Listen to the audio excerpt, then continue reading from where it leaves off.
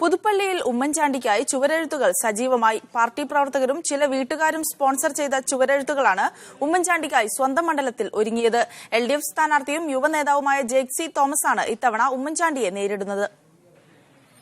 കേരളമൊട്ടാകെ പ്രചരണത്തിനായി ഓടേണ്ട ഉമ്മൻചാണ്ടിക്ക് സ്വന്തം മണ്ഡലമായ പുതുപ്പള്ളിയിലെത്താൻ സമയമെടുക്കുമെന്നതിനാലാണ് പാർട്ടി പ്രവർത്തകരും ചില പരമ്പരാഗത വോട്ടർമാരും മണ്ഡലത്തിൽ അദ്ദേഹത്തിനായി ചുവരെഴുത്തുകൾ സജീവമാക്കിയത്. പുതുപ്പള്ളി മണ്ഡലത്തിലെ കോൺഗ്രസ് പ്രവർത്തകർക്ക് ചിന്തിക്കാൻ ഉമ്മൻചാണ്ടി അല്ലാതെ മറ്റൊരു പേരില്ല.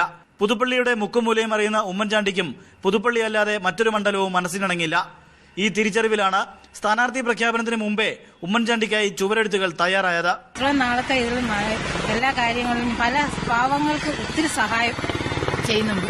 അല്ലാതെ ഏതൊരു കാര്യത്തിലാണ് ഏത് കാര്യത്തിലും ഉമ്മൻചാണ്ടിയുടെ എടുത്തു ചെല്ലുവാണെങ്കിൽ ഉമ്മൻചാണ്ടി ചെയ്യാവുന്ന അന്നേരം തന്നെ ആ കാര്യത്തിനൊരു തീരുമാനം ഉണ്ടാവും. അതാണ് CPM സിറ്റിംഗ് MLA ആയിരുന്ന EM ജോർജിനെ 7258 വോട്ടുകൾക്ക് പരാജയപ്പെടുത്തി 1970-ലാണ് പുതുപ്പള്ളിയിൽ നിന്ന് ഉമ്മൻചാണ്ടി ആദ്യം MLA ആയത്.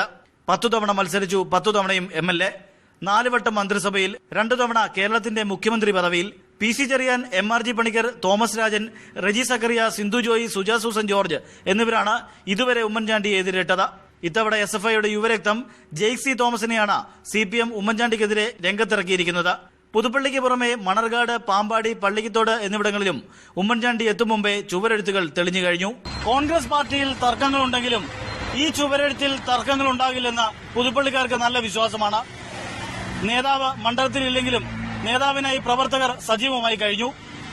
ക്യാമറ പേഴ്സൺ ഷാഫിക്കൊപ്പം ആൽവിൻ തോമസ്, മീഡിയ 1, കോട്ടയം.